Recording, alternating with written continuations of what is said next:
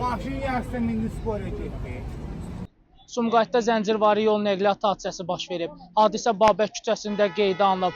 Mazda, Kia Sorento və yük avtomobili toqquşub. Xəsarət alanların olduğu bildirilir. İddialara görə Mazda öncə idarəetmədən çıxaraq yük avtomobilinə çırpılıb, daha sonra isə təkər təmiri sexində dayanan Kia Sorentonu vurub.